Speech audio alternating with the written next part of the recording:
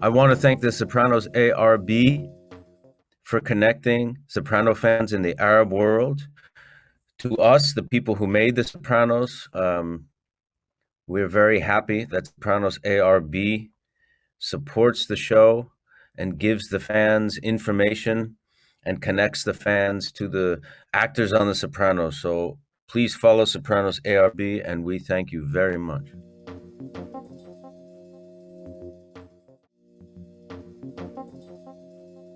I went to acting school when I was 17 years old in New York and studied acting for, maybe 6, 7 years.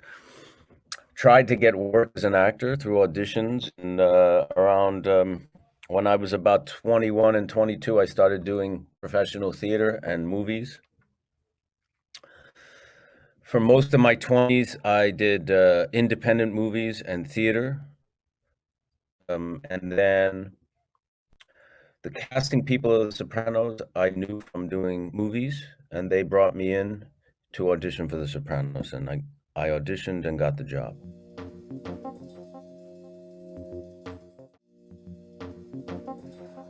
Well, I met David Chase, and I auditioned for him. I read some of the scenes for Christopher from the pilot. And I didn't think David was that interested in me. He didn't seem very excited. But then when I left, they called me and said he liked me very much, and they want to fly me from New York to California to read for the people at HBO. And I did that. They flew me out to California, and I read for the studio, HBO studio, and then I got the part.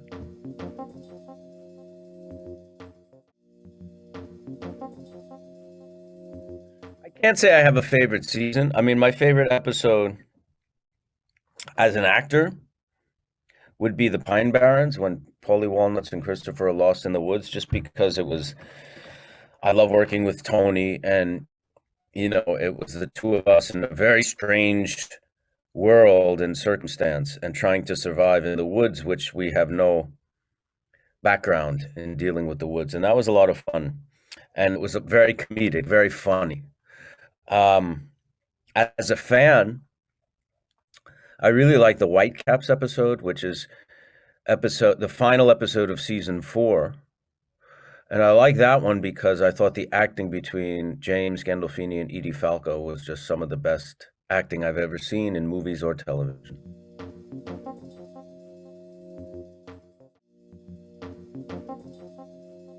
Well, The Sopranos went on television in 1999. At that point, I was about 33. I had been working in film and film primarily for about 10 years, a little bit more. And I had done some good projects, and people started to know me a little bit in the business and in the public a little bit as well. But when The Sopranos hit, it was such a big success that I became very known in the public. And I became very known in my business, in show business, in movies and television. So it became easier to get work. First of all, it became easier to get work as an actor because you were on something that was so visible and such a big hit, which is a good thing, because I like to work, and it brought me some new projects and some good projects. It certainly was financially beneficial because I made more money than I had made in my life, but for me, it wasn't just about making money and having things for myself. I was able to use some of that money to produce theater. My wife and I built a theater in New York in 2003 with our own money, and to produce new plays in New York. Being, the success of The Sopranos allowed that to happen.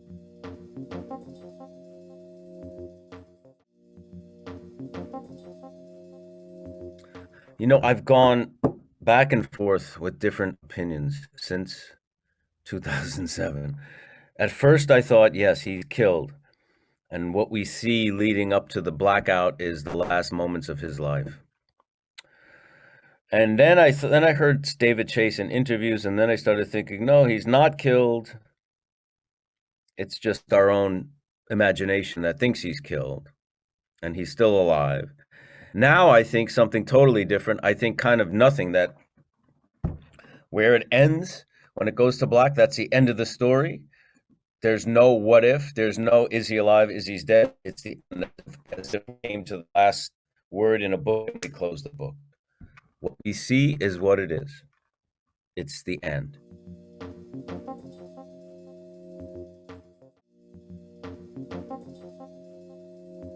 I think at the time when he made that ending, he was not thinking about a film. Um, Several years later, before Jim died, I think there might have been a little discussion about doing a film with Jim and with maybe with all of us, maybe before my character died or before Bacala died or whatever.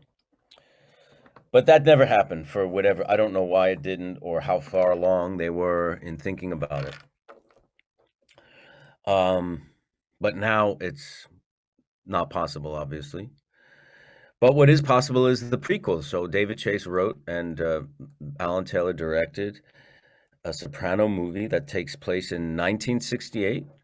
And Tony Soprano is a teenager. And a lot of the story is about Christopher Moltisanti's father, Dickie Moltisanti. And it's supposed to be released, at least in the United States, in September.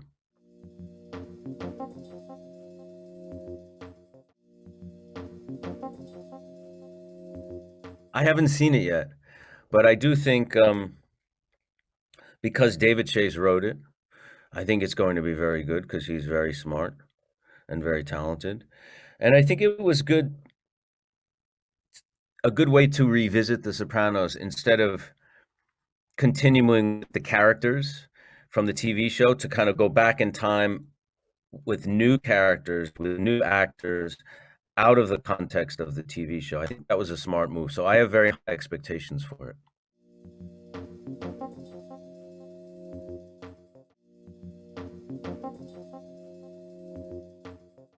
I think it was a big deal what happened with I mean, obviously it was a big deal what happened with Adriana. It really messed up his life, I think. He did love her, despite him being not a good boyfriend and abusive and stuff, but I do think he genuinely loved her and wanted to marry her. And I think part of him was disillusioned and felt betrayed that, somebody he loved and trusted was not what he thought he was. And I think for him, it was about trying to rebuild his life, and trying to move, staying loyal to Tony and the family, but trying to move out of it, like the movie business. I think Christopher really wanted to get out of the gangster crime life and really be a movie maker, So I think he was really trying to make that happen, to change his life for the better.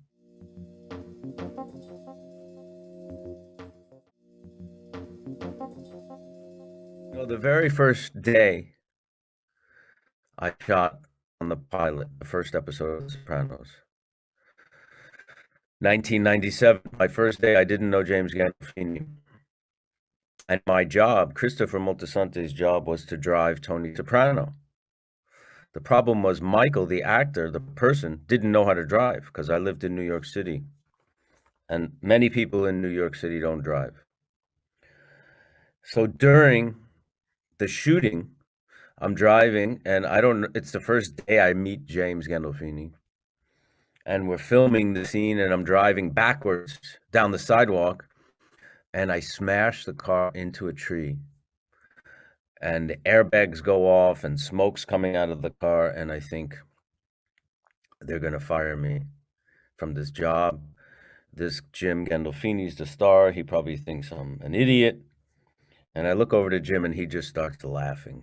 And I said, okay, me and this guy are going to be friends. So we get out of the car, and they bring a brand new car. They had a second car. It was a Lexus. They bring the brand new Lexus, and they asked me to do it again. That time I didn't crash.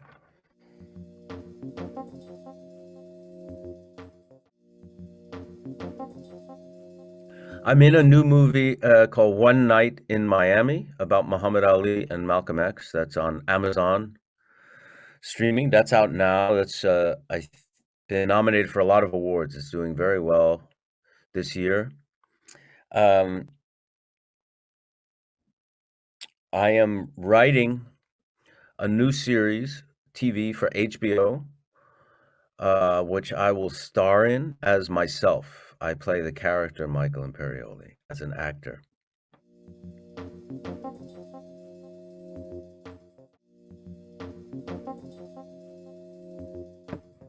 There was one scene when James Gandolfini and myself had to throw Ralphie, his body, over off a cliff into the river because we cut off his head.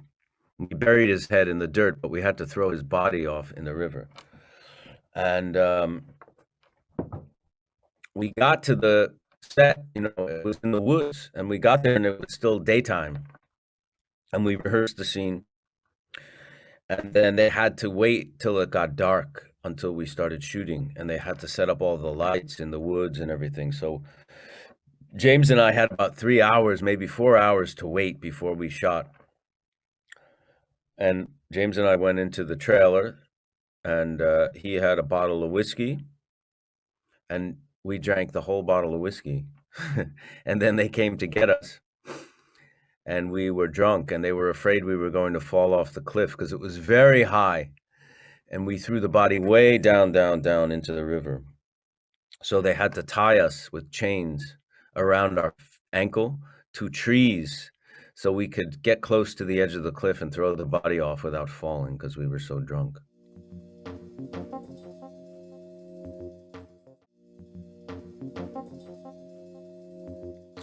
A lot of the cast knew each other before The Sopranos.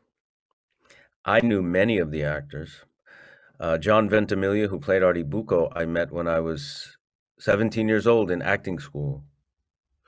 And I knew Vincent Pastore from movies before The Sopranos. I knew Tony Sirico. I knew Lorraine Bracco. I knew Edie Falco. I knew Dan Grimaldi. I knew all those people before The Sopranos. So I did not know James Gandolfini, but the fact that a lot of us knew each other made it seem like very comfortable. And once we started working, we became like a family.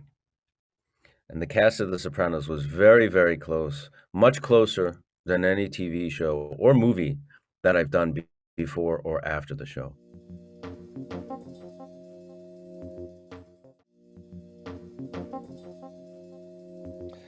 James was a very generous man,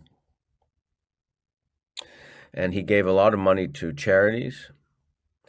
And sometimes he would read the newspaper, and he'd see a story about somebody who maybe was going to get thrown out of their house or couldn't pay their bills, somebody he didn't know, a stranger, and he would write a check or send some money to this person and not give his name. So they never knew. Somebody gave them thousands of dollars to help save them, and they never knew that it was James Gandolfini.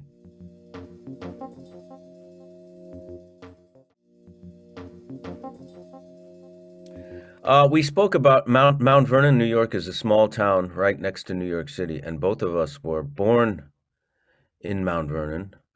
I lived there most of my childhood. David left Mount Vernon, New York when he was about 6 years old and moved to New Jersey, but we had that in common. And David Chase's father, and my grandfather worked in the same factory together in Mount Vernon.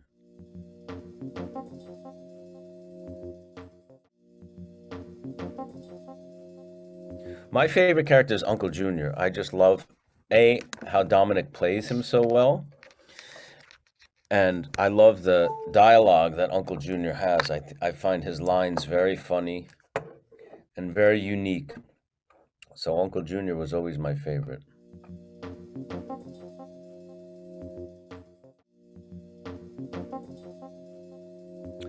Well, Goodfellas, got made. David Chase saw Goodfellas, and it was one of his favorite movies. So when he was casting The Sopranos, a lot of people from The Sopranos were in Goodfellas, like Lorraine Bracco and myself and Frank Vincent. Suzanne Shepherd, who played Edie's mother, she played Lorraine's mother in Goodfellas. Um, so Goodfellas really helped my career very much because it was a movie. Uh, I was very young when I did it, but everybody saw that movie when it came out in the theaters. Everybody in show business, in the movie business, saw it, so it helped me get more work in movies.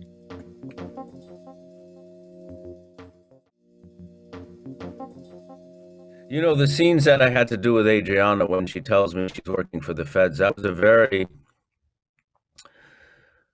for an actor, it was a very big scene, you know, a very emotional scene. And for an actor, it was really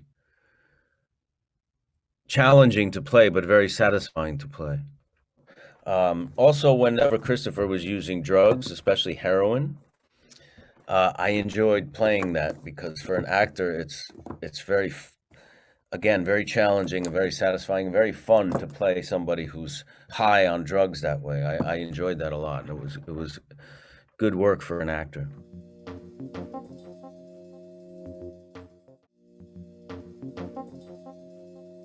Sure, he was wrong. I mean, he committed murder for his own self-protection. You know what I mean?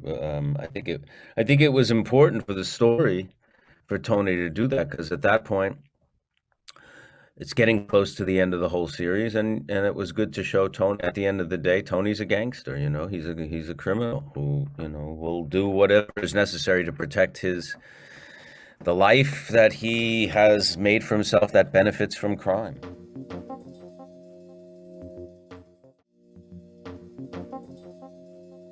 Michael Imperioli, who played Christopher Moltisanti on The Sopranos, and to all my fans and Soprano fans in the Arab regions, I just want to thank you for your support and for your love.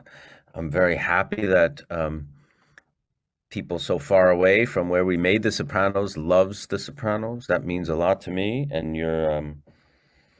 your support of me and the show means very, very, very much to myself and I know to the other cast people. So I thank you very much.